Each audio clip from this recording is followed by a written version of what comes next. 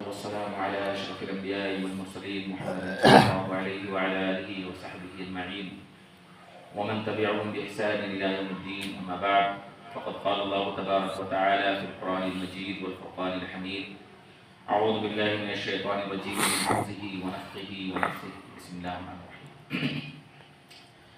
عن أبي بكر رضي الله عنه قال النبي صلى الله عليه وسلم: علمني دعاء فادعوا به صلاتي.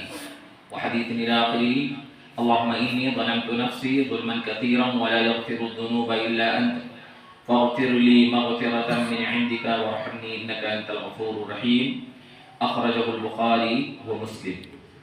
ہر طرح کی تعریف بڑائی اللہ جل وعلا کے لیے ہے، اور درود و سلام ہے جناب مدنی محمد رسول اللہ صلی اللہ علیہ وسلم پر.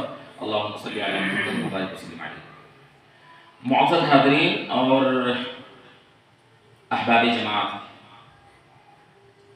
اللہ رب العالمین سے میں دعا ہوں کہ اللہ رب العالمین اسی طرح سے ہماری اور آپ کی اصلاح کر دے اور ہمارے دلوں کی اصلاح کر دے.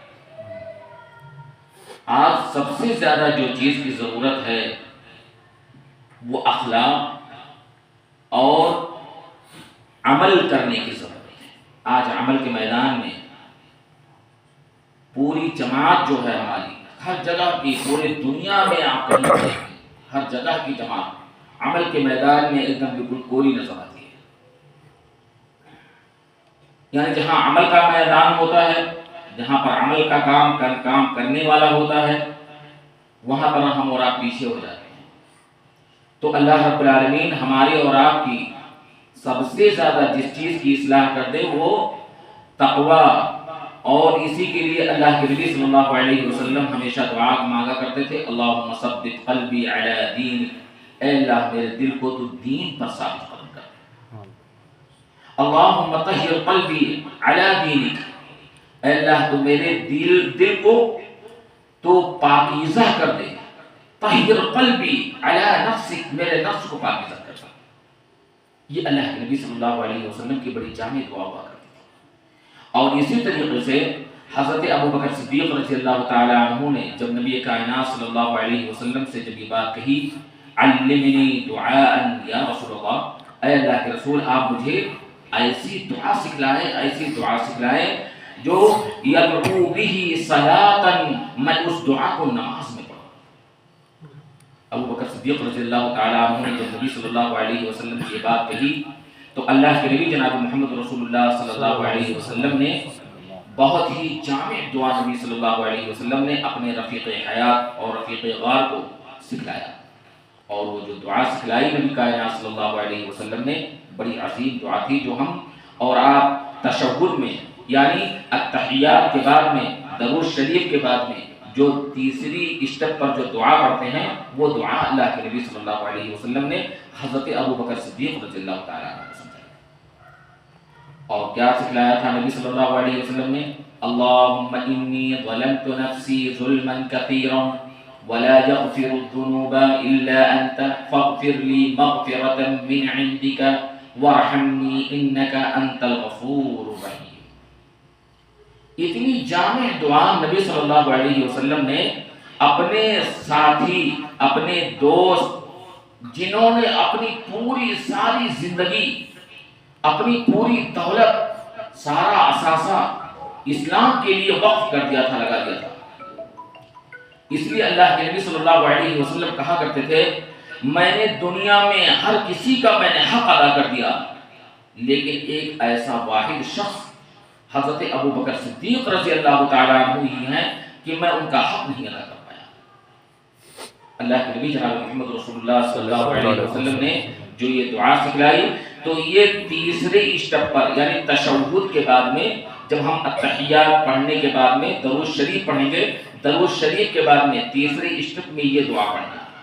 اب یہ دعا پڑھنے کے بعد میں پھر ہماری نماز، اللہ کے نبی صلی اللہ علیہ وسلم نے فرمایا کہ جب تک تم 4 چیزوں سے پناہ نہ طلب کر لو تب تک سلام نہ پھیرو.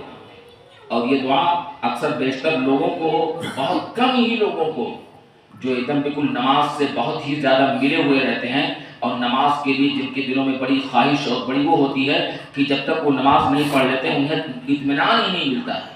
کچھ ایسے لوگ ہوتے ہیں کہ جن کی نماز کی حالت یہ ہوتی ہے کہ جب تک وہ نماز نہ پڑھ لیں اللہ اکبر ان کے دلوں کو سکون ہی نہیں ملتا. تو یہ اللہ کے نبی صلی اللہ علیہ وسلم کی یہ آخری حدیث کے جو ٹکڑا میں نے بتلایا کہ جو آدمی ان تینوں دعاؤں کو پڑھنے کے بعد، التحیات کو پڑھنے کے بعد میں، درود شریف پڑھنے کے بعد میں، پھر اس کے بعد میں اللہم انی ظلمت نفسی ظلما کثیرا یہ دعا پڑھنے کے بعد میں 5 چیزوں سے پناہ طلب کرے، پھر اس کے بعد میں اپنے رائٹ سائڈ میں السلام علیکم ورحمۃ اللہ، السلام علیکم ورحمۃ اللہ، وہ 5 چیزوں کی کیا اللہ کے نبی صلی اللہ علیہ وسلم نے بتلایا کہ کن چیزوں سے وہ پناہ طلب کرے. اللہم انی اعوذ بک من عذاب القبر، سب سے پہلے عذاب قبر سے میں اللہم انی اعوذ بک من عذاب القبر واعوذ بک من فتنة المسیح الدجال، دجال کے فتنے سے دوسری مرتبہ میں پناہ طلب کرے. واعوذ بک من فتنة المسیح الدجال واعوذ بک من فتنة المحیا والممات، زندگی اور موت کے فتنے سے وہ پناہ طلب کرے. زندگی اور موت کا فتنہ اتنا خطرناک ہوتا ہے، اتنا خطرناک ہوتا ہے اللہ اکبر، اس کا کوئی اندازہ نہیں لگایا جا سکتا کہ نماز جیسی اہم عبادت میں اللہ کے نبی صلی اللہ علیہ وسلم نے زندگی اور موت کے دونوں فتنوں سے پناہ طلب کرنے کا حکم دیا. اور پھر اس کے بعد میں یہ 4 چیزیں ہو گئی. اللہم انی اعوذ بک من المأثم والمغرم، اور تمام گناہوں اور جو ہم قرض ہو جاتے ہیں اس قرض سے پناہ مانگ لیا، لاسٹ میں قرض سے پناہ مانگ لیا. یہ جب 5 چیزوں سے پناہ طلب کر لو پھر اس کے بعد میں اپنے رائٹ سائڈ میں ہمیں سلام پھیرنا ہے اور بائیں سائڈ سلام پھیرنا ہے. یہ ہماری نماز آج الحمدللہ اللہ تعالیٰ نے سلام تک بالکل میں نے مکمل کروا دیا ہے. اور انشاءاللہ الرحمن کچھ دن کے بعد میں ہم لوگ ایک پروگرام کریں گے یہاں پر جو اجرا ہوگا آپ تمامی حضرات سے. اس میں شرم کرنے والی کوئی بات نہیں کہ ہم شرم کریں کہ مجھے نہیں یاد ہے، میں 40-50 سال کا ہو گیا ہوں مجھے نہیں آتا ہے. بلکہ بالکل شرم کو بالکل ایک دم دور نکال دیں، اپنے ذہن سے نکال دیں. اور اس کے بعد میں یہ اپنی اپنی دعاؤں کو سنائیں کہ مولانا کیا کہتے ہیں آپ میری دعا کو سنیں. دیکھیں میری دعا میں کیا ہوتی ہے، میں انشاءاللہ الرحمن آپ کی اصلاح کروں گا. اسی طریقے سے اللہ کے نبی صلی اللہ علیہ وسلم کا یہی معاملہ اور یہی طریقہ ہوتا تھا کہ جو نماز میں نبی صلی اللہ علیہ وسلم صحابہ کی طرف متوجہ ہوتے تھے. اور ہر امام کے لیے یہ چیز قیامت کی صبح تک وہ ہو گئی کہ نماز کے بعد میں فوراً مقتدیوں کی طرف متوجہ ہو، سلام پھیرنے کے بعد میں مقتدیوں کی طرف متوجہ ہو اور اس میں کلام کر سکتے ہیں، ہم بات کر سکتے ہیں، اپنے دینی مسائل ضروری مسائل کا اس میں بات کر سکتے ہیں، پوچھ سکتے ہیں علماء سے. تو ہم اس کے تعلق سے ایک محاضرہ کریں گے، محاضرہ وہ رہے گا انشاءاللہ، اور اس محاضرے میں ہماری اصلاح ہوگی اور ہماری دعاؤں کی اصلاح ہوگی، ہماری نماز کی اصلاح ہوگی. اللہ تبارک و تعالیٰ سے دعا کروں کہ اللہ رب العالمین ہمیں اور آپ کو نیک اور صالح عمل کرنے والا بنائے اور جب تک ہم اس دنیا میں زندہ رکھے اسی اسلام پر قائم دائم رکھے. اقول قولی ھذا واستغفر اللہ لی ولکم ولسائر المسلمین. السلام علیکم ورحمۃ اللہ.